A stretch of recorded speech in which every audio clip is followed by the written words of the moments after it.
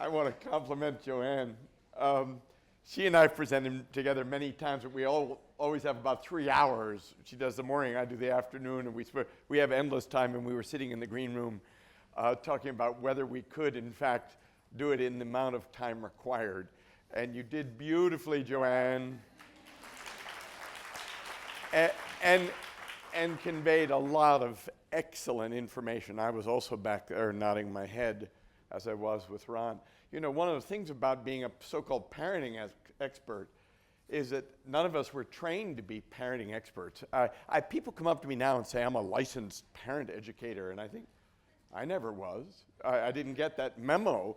And so one of the nice things about the conference like this, or being part of this town meeting, this town square that Ron talked about, is that the speakers get to compare notes with each other and see whether we feel like we're on the right track. It's a way for our checking on ourselves as well as renewing friendships and old colleagues. It's always an honor to be at the 92nd Street Y. So I want you all to do a little mental exercise. I want you to think about the sweetest moment, or one of the sweetest moments of your childhood. Just take 5 seconds and think about one of the sweetest moments of your childhood. This is a free association test. Whatever comes to mind is the right thing. You got something? Okay? For how many of you, that sweetest moment of your childhood, were your parents present? Would you raise your hand? Okay, that may be 35 to 40% of people in this room. 35 to 40%, which means that maybe there are 60% of people who didn't think that the sweetest moment of their childhood was with their parents. Now, does that break your heart? Right?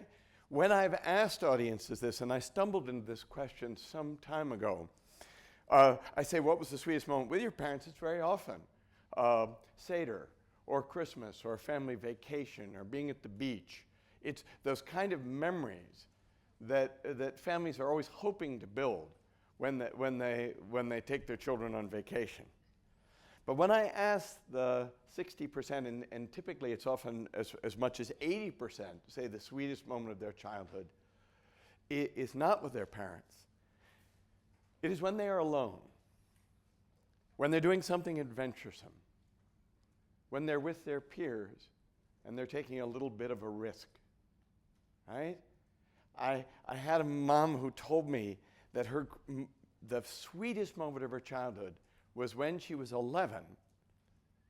When she was 11, and she was taking her 2 cousins out into a field, and they walked in. We all had a childhood experience like this, where you walk out into a field of grass, and then all of a sudden the grass is taller than you, and you can't see anything.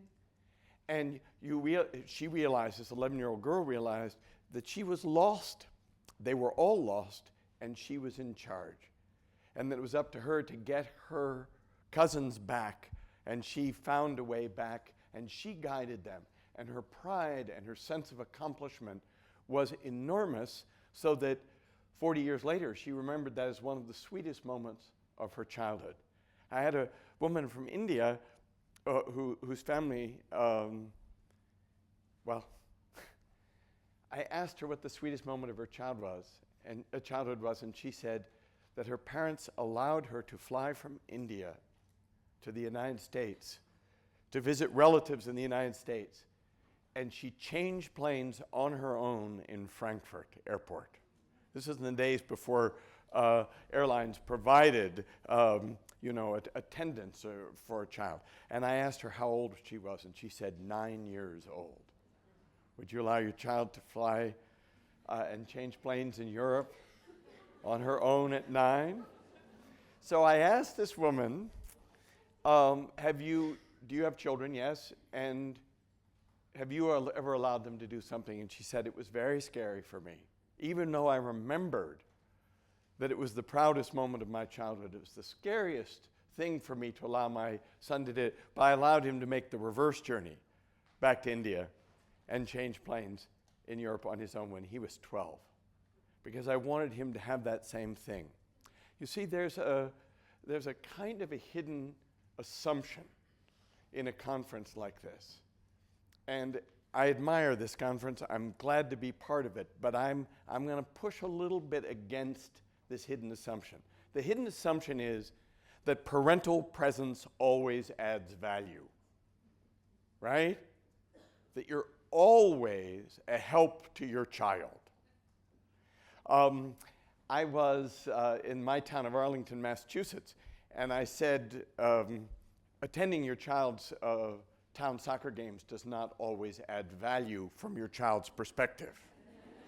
I know the research that children in town sports, one of the things when they're asked about satisfaction with town sports, one of the things they hate the most is the debrief, usually with the father in the car going home.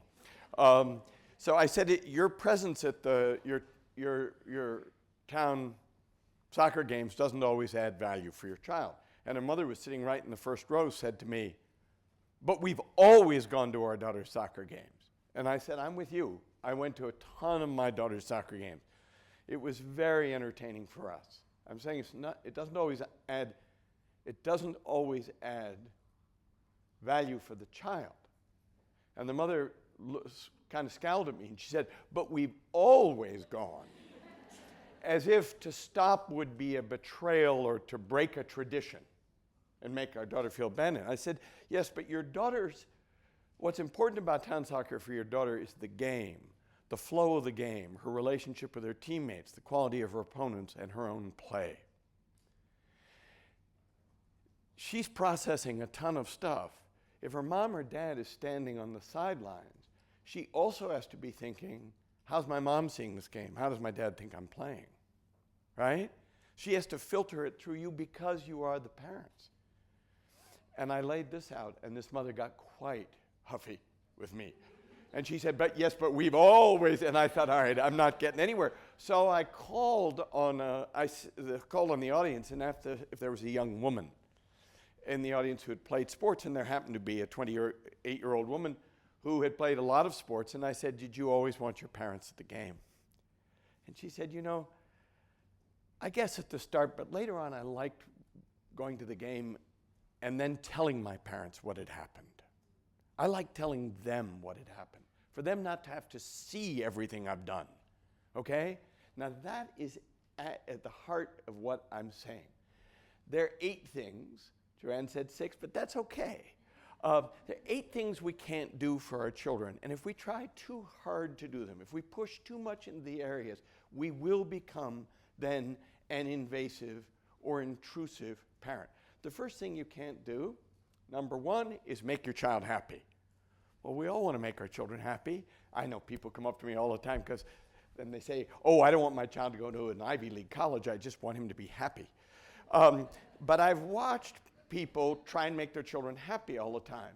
And it leads down that road to endless negotiation that Ron was talking about, because you're always, if you make your child's happiness the center of the action, then your child will negotiate around their happiness. And we all know parents who have attempted to make their children happy and started to jump through hoops when their children were unhappy.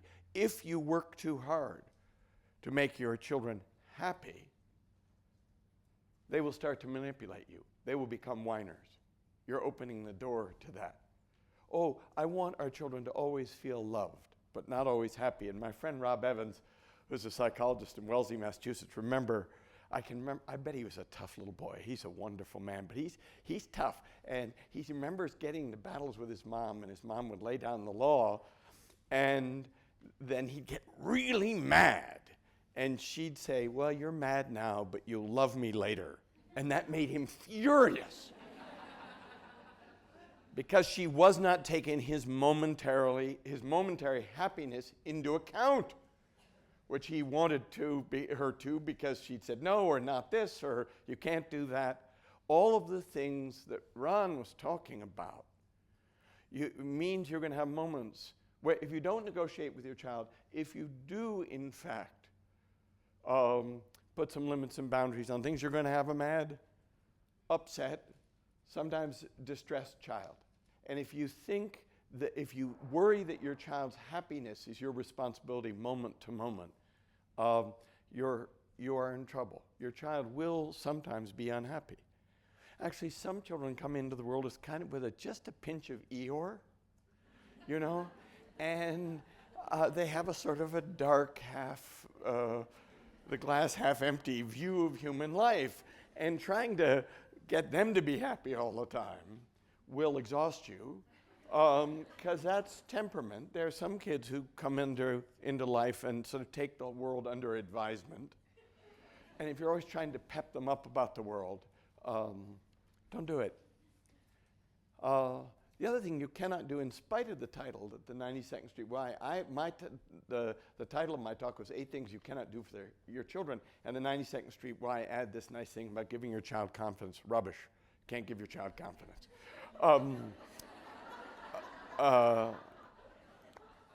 I'm asked all the time, how do I give my child self-esteem? I said, how old's your child? 5. I want him to feel great about himself. I said, the problem with feeling great about yourself when you're 5 is that you're very short and you have no money. And people boss you around and you have no car keys, you can't get away. But the main thing, people will say, well, I just want him to feel great about himself as a kindergartner. And I said, well, the problem with feeling great about yourself as a kindergartner is that there are always 7-year-olds and 8-year-olds around. And if you want to feel lousy about yourself when you're 5, all you have to do is look at an 8-year-old, because they're so grown up and they can do so much more. Am I the only younger sibling in this room? Do you remember how infuriating it is to see an older child and what they're able to do that you know you can't do yet? Part of being a child is to feel incompetent because you are developmentally immature. It is, of course, a problem that is going to be resolved in time. But the idea that self-esteem is the engine of everything, and you somehow give your child self-esteem and then they do very well, is the wrong formulation. It's the wrong causal relationship. And there are many people who've dissected this and picked it apart. Martin Seligman at the University of Pennsylvania, most devastatingly in his book, The Optimistic Child. Absolutely worth reading. But the self-esteem movement in the United States was misguided. Self-esteem does not drive other things. Self-esteem is the byproduct of skill formation. You get good at stuff and you feel great about yourself. So you can't give your child confidence if they don't have skills. You have to put them in situations where they can develop skills, developmentally appropriate skills. You don't overwhelm them with too much, and Joanne was talking about that. What happens, the way the brain freezes up, if you try and do too much skill building and they're just simply catatonic by the end of the day. I'm always asked, people say, Dr. Thompson, we're worried our child can't make a commitment. And I say, well, our child wants to drop out of town sports. And I say, maybe I get more town sports questions than Joanne does, just because I'm a man. They have no idea how bad an athlete I was. But they say our son wants to drop out of town sports. And we're very worried he can't make a commitment. And I say, how old is he? And they say 7. And I say, who signed him up for town sports? And they said, well, we did. And I said, and how long has he gone? And they say he went for about 6 weeks. And I say, well, he may feel he gave a commitment. That may be a 7-year-old's idea of a commitment. Has he played town sports before? No, this is the first time. Well, he may have taken a look, tried it out, think, no, I'd rather be at home involved in some solo creative play. I'd rather still be building Legos rather than standing in line and doing little training activities at the behest of my coach. Let him drop out. And the parents said, but we're worried. What if he wants to drop out next year? And I said, well, who's going to sign him up next year? Right? We have to remember who's making the commitment and to what skill, right? Yes, it's important to show children, give them a palette of experiences And so that they can find their green blanket, their North Stars, Joanne was talking about. But the idea that everybody has to follow through with every little thing in an overscheduled, busy life is crazy. And children know it's crazy. So you can't do that. You cannot become your child's agent, coach, and manager. It's a mistake. It's a mistake. I work at a school, Belmont Hill School. I'm the supervising psychologist. And we're a very powerful athletic school. A lot of boys, an all-boys school, choose us because our athletics are so good and because so many of our boys get a nod from a Division III coach and a few from a Division I coach. And that overexcites dads. Dads who've actually been very successful as students and professionals somehow think that their child should become a professional athlete. I was down in Rumson and New Haven, or said Deep Haven, New Jersey, and a father said to me, "Oh, Dr. Thompson, what do you think of this more specializing in sports and focusing on it and, doing training to keep your child competitive and sort of year-round training in one sport rather than doing a wide variety of sports?" I said, I said with my voice full of sarcasm, "Oh, I believe in it. I believe in it. Oh, yes, you should absolutely focus on one sport for your child because the professional sports, ice hockey, basketball, and football, are looking to Rumson to produce those professional athletes year after year who will triumph." Right? Right? Come on. I go to suburban towns that haven't produced a professional athlete everywhere. And the dads are talking about that. I sat in Arlington, Massachusetts when my daughter was playing ice hockey with dads who were saying, you should make her a goalie. Here our 8-year-old girls were playing. 8-year-old girls were playing hockey. So make her a goalie. The colleges are looking for ice hockey girl ice hockey goalies because there's so few of them. And the fathers thought it was in their control, and I laughed. And I've told the ice hockey coach at Belmont Hill about this conversation with the dads, and he said, "Look, the only girl ice hockey goalies were girls who had 3 older brothers who played hockey because what they did was put her in goal and shoot at her. It's an accident of birth order to become a girl ice hockey goalie. It's not the parent's ambition. But if you want to look at the downside of becoming too much an agent, coach, and manager of your child, read Andre Agassi's book, Open. A beautifully written book, ghost-written, and Andre Agassi generously gives credit to his writer.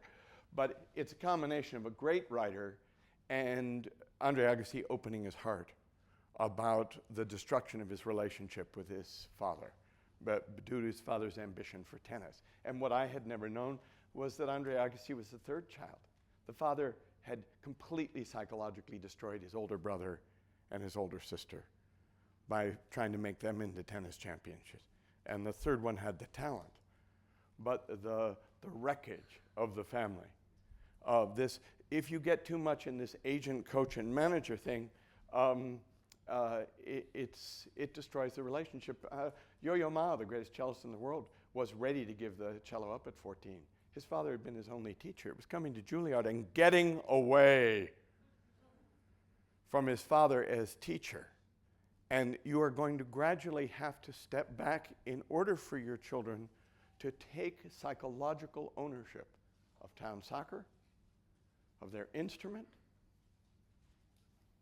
right? And it means some of them won't continue. How many of you played an instrument in middle school? How many? Yes. Oh, nice. How many of you gave up your instrument in middle school? Oh, yes. Almost. That's about 70% of the first hands that went up. And as one music teacher said to me, "No loss to the world of music."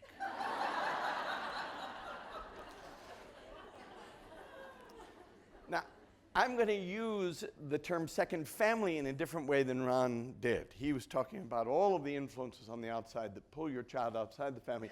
I'm going to talk about second family the way I do in my book, Homesick and Happy. I believe there's a time, usually in early adolescence, see if you can cast your mind back to this. There's a moment in early adolescence or middle adolescence when you're spending time over at a friend's house and you start to watch your friend's parents and see how reasonable they are. Remember? And how they have a better way of doing things. And maybe they cook things better, or they do this better. It's not just the little kid they let, your friend's mom lets him play more video games than you're allowed to do. No child ever died of strict parents. But even for people with loving parents, there is that moment where you see another family that does it another way, and you think, I'm going to spend more time over there. Right? Do you remember this? And I call this the psychological second family, where you adopt your own family. You adopt your own family. And it gives you a contrast and compare experience. You get to see somebody else's growing up, and it allows you to step back and think about your parents in a more abstract way. That's why it comes in early adolescence, when the brain and the thing is suddenly enlarging and becoming more capable of abstract thinking. You take your own life under advisement. You start to reflect on it. This is an important part of adolescence. Very painful. Very painful. And maybe you talk to somebody else's mom more than you talk to your mom. You remember this? But this generation of parents thinks if they are so close and attentive and loving, this will never happen. This will happen. You have to be a good sport about it. But what I know is that you cannot pick that second family for your child. I wrote a book that came out last May about summer camps, Homesick and Happy. And I had a lot of parents tell me that for them, the camp had been that second family. I went to camp and I just fell in love with this place. This is where I spent my teenage years. I started coming at 9. It meant everything to me. It was my second family. So now I'm sending my daughter, and I know she will feel about this camp the way I did. Right?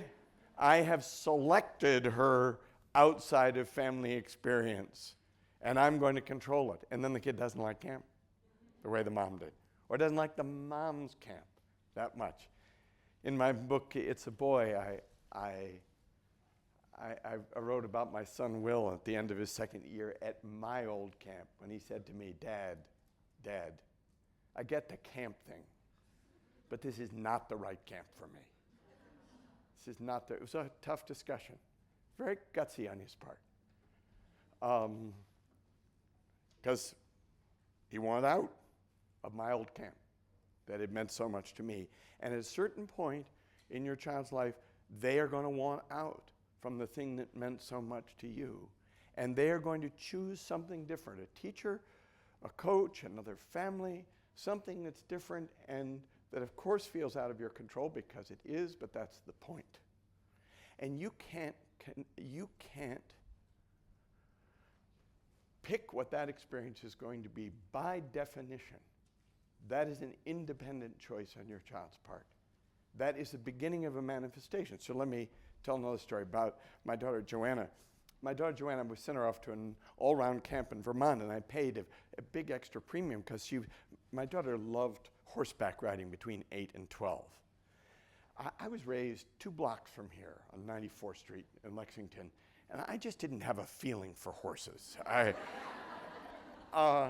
And my wife was raised in Lincoln, Nebraska, and she didn't have any feeling for horses. This whole horse thing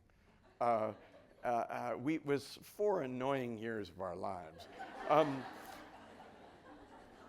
But my daughter, like many 8-year-old girls, had fallen in love with horses, and we had a dear friend in Virginia who said to us, and I'll never forget the phrasing of it, taking care of the outside of a horse is good for the inside of a human being. And I thought, you're right. Because I had taken care of animals as a child. I had taken care, my family had always had dogs, and I'd walked them, in this neighborhood. It's always poignant for me to come back here. I've been a family dog walker. That was my chore, morning, noon, and night, you know. And so my daughter loved horses. We're going to send her for horses. We paid a lot of money for horseback riding. It's very scary, especially when they start doing that jumps. I didn't like it. But when she went off to this camp in Vermont at 12, we paid an extra premium for her doing the horseback riding, because it's expensive. Horses are expensive. So we paid really quite a large premium. And when she came home at the end of a month at camp, I said to Joanna, so how'd you love camp? It's pretty good. How'd you like the horseback riding? Oh, I didn't do it. I said, Joanna, we paid a lot of extra money for you to go horseback. She said, yeah, but I didn't like the counselor. Didn't like the counselor. I said, what did you do? She said, I sailed. I loved the sailing counselor. And I sailed. And to this day, Joanna would say, that was the end of her horseback riding career, not because I got mad, and it was the end of it because it was the end of it. And she'll claim to this day she's the best sailor in the family. And she is.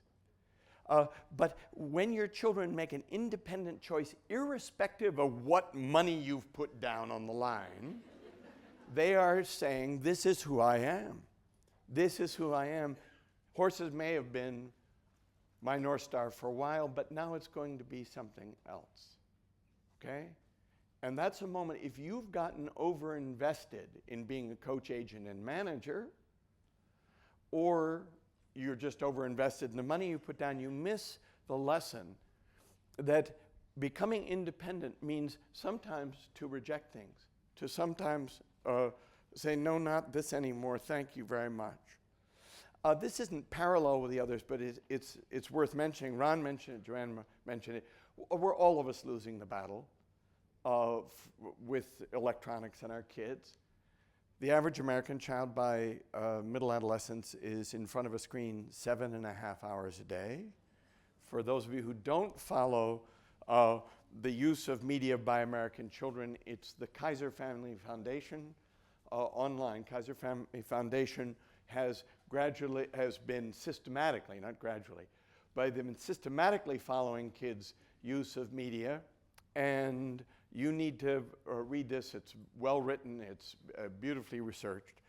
I used to go around saying children, you know, are in front of screens 43 hours a day. And my research assistant said to me, you haven't checked Kaiser Family Foundation. It's now 2 days and 4 hours in front of screens. And that has to change the brains of our children, no doubt, but it changes our relationship with them. And we're losing the battle because we're modeling it. How many of you have been on screens more than 3 times already today? Yes, so it's 11:15. And I certainly have. I get up and do it first thing in the morning. That's my ritual, waking up in a hotel and going online. And all of us are modeling this. We know that 50% of mothers who have smartphones are handing them to under 2-year-olds to entertain them in restaurants and airports. I see it. Joanne mentioned it before. So we're the crack dealers. There's no question about it. And we're losing the battle. It's a battle we have to fight, certainly on the behalf of young children, but we're not very successful in doing it. The thing that most informs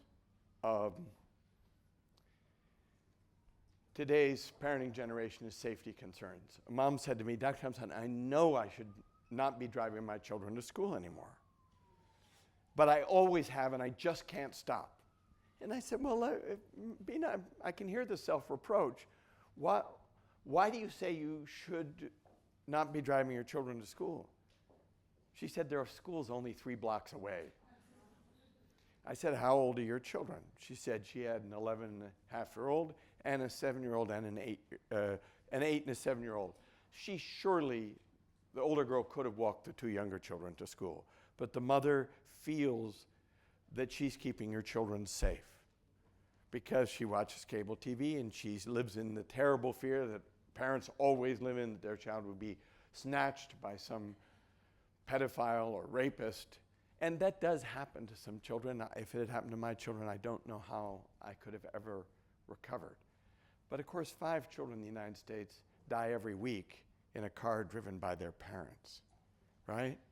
Now, this is a city crowd, and maybe you don't drive that much, but suburban crowds tend to think I'm keeping my children safe because I'm at the wheel of the car, and that is an illusion. I mean, you have to drive safely, but we trade in these illusions. We don't assess risk properly. But if you constantly worry that your child is not safe, you may keep him or her marginally a bit safer, but what you will do is give your child a bath of anxiety. And you will make the world a fearful place. I grew up in New York, and at the age of 10, I had a bus pass and a subway pass, and I went everywhere. I took the Lexington Avenue bus down to 79th Street and across to the west side to go to my boys' school every day. Those were the sweetest moments of my life growing up in New York. It wasn't my lessons. It wasn't my classical guitar lessons. My mother had this thing for Andres Segovia. I had no talent. But I would drag my guitar on the bus and go on the bus by myself, and those were really important feelings for me, that I could negotiate New York on my own. And of course, 30 years ago, 80% of school children in the United States walked or rode their bike to school, and that's down to 13%. And that's a mammoth change in the lives and the opportunities for independence of children. Our fears may affect their life experience in a way that curtails their independence. If we want our children to be independent, it is not something we can hand them. It is ultimately something you need to step aside. You need to open the door and step aside and allow your child to step out. And it is scary. I get that. It is scary. And when I let my daughter ride 2 miles up to the center of Arlington on her bike, I had to put up with the disapproval of other parents who were frightened that I was letting my child, a girl, ride a bike, right, uptown. It was one of the things that helped me is that my son was going to school with a Finnish boy, and his parents thought nothing about letting him ride a bike to school. And a pretty long ride. They rode with him until they knew he knew the way, and they let him ride, and our son tagged along with him. But if you're not feeling confident enough to give your child independence, you have to sometimes get an outside source to remind you of how sweet that is. How many people here rode a bike or walked to school or took a bus or took the subway or went on your own? Yes. Okay, easily 60% of the audience. And we're not letting our children do it. So all people say they want their children to be independent, but we have to do some work on the inside of us.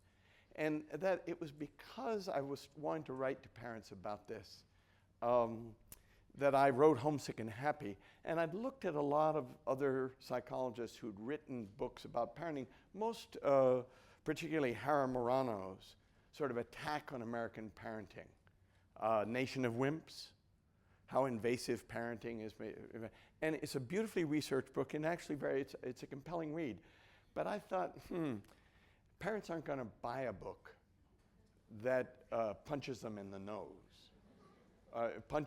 nose repeatedly. I have to find a way to tell a better story about independence. So I said to Ballantine Books, my publisher, I'm going to write a book about semesters abroad and summer camps and boarding schools and blah, blah, blah. And in the end, I ended up focusing on summer camps because, as I say in the book, for most children, summer camps is Hogwarts. It's as close as they'll get to Hogwarts.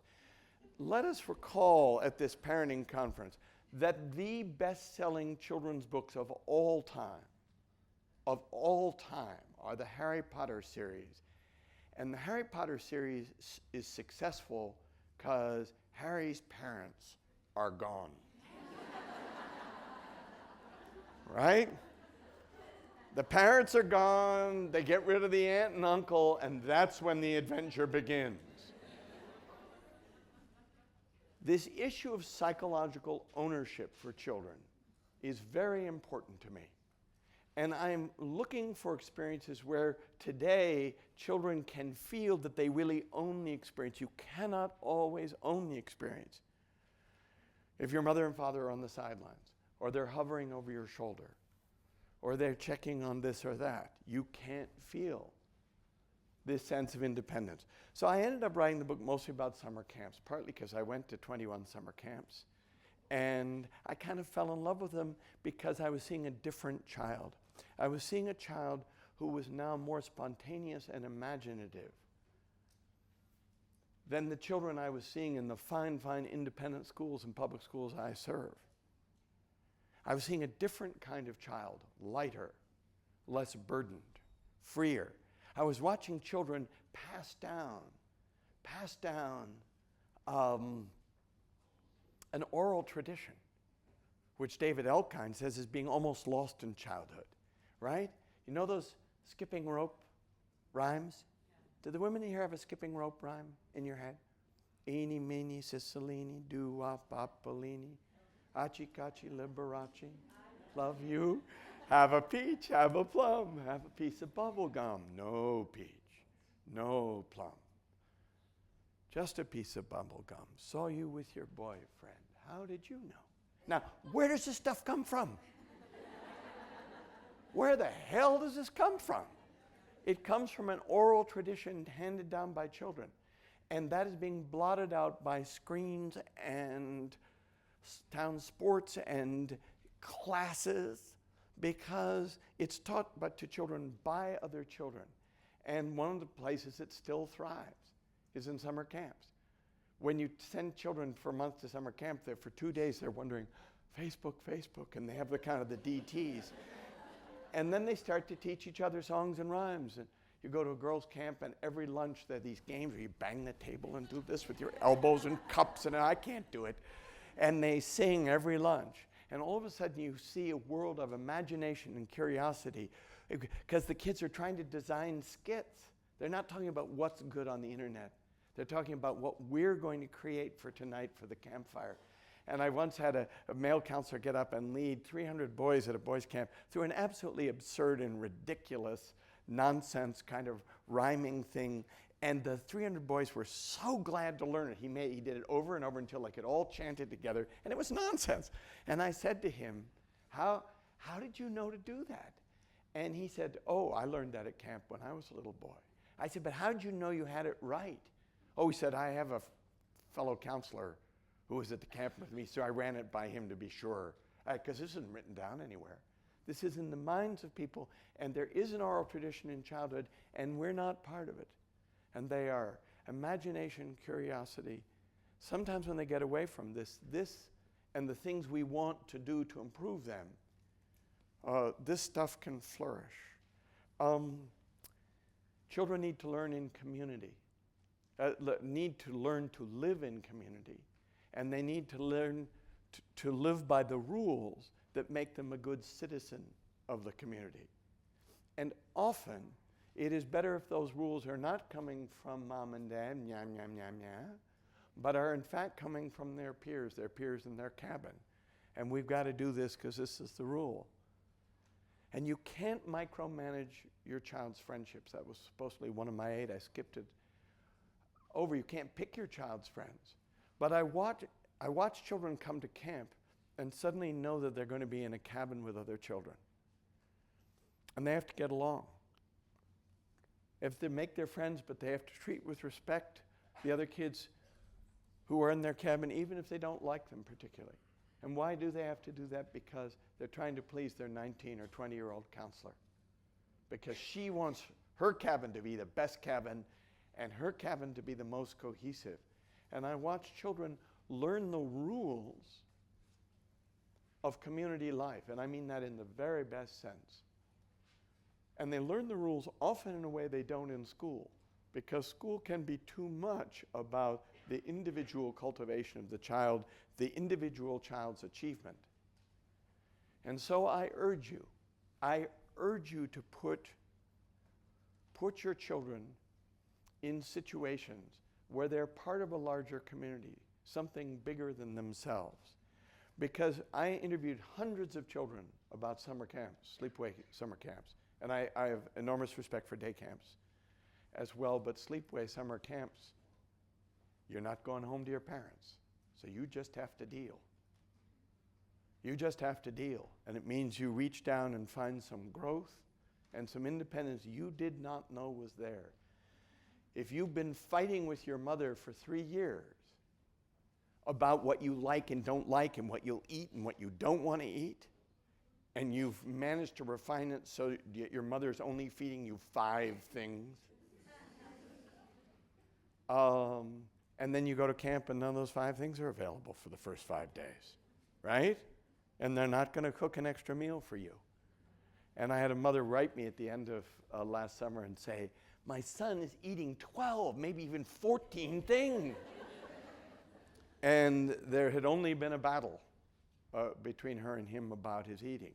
And that happened away from her. It wasn't a battle she could win at home, but it was a battle his camp won quite easily. When we think about our child's independence, and here's the punchline of this, we can give them love. We can give them a secure base. We can give them the confidence of knowing that their parents love them. And that's worth having for life. I wanted to applaud at points when Ron was talking, because it's absolutely true. And much of it is achieved away from us. And that requires us to remember what was precious to us about our childhoods and what were the sources of our greatest growth. And I believe if you look inside your mind and examine your own history, you won't think, oh yes, it's my parents and teachers and coaches who got me where I am. It was not all that systematic instruction, and systematic instruction with love, but sometimes it was because I was in the presence of older children, intuitive teachers. Erik Erikson said all cultures have a system of systematic instruction, but all cultures also have a group of people he called intuitive teachers, not necessarily as educated, and he said also especially older children. Our children grow up in such an age-segregated society now in their classrooms, and they only see people their own age. The human way is to play up, to play down, to chase the older kids and try and be like them, to give our skills to younger children, because there is nothing that makes you feel better than an older child looking after you and wanting to bring you along. I was once presenting at a school, and I was going to give a talk to the elementary school, and they said the pre-K children are going to be there and the kindergarten. I said, my speech is not for pre-K and kindergarten. And they said, oh, that's okay. We just have all the pre-Kers sit in the laps of 4th graders, and all of the kindergartners sit in the laps of 5th graders. They won't listen to the speech, but they get to sit in the lap of an older child. And I thought, there's something so human and so good about that. And we must not forget in our efforts to be better parents or send them to great schools, that much of what will be valuable and powerful in their lives will be teaching by these intuitive teachers and older children. Thank you very much.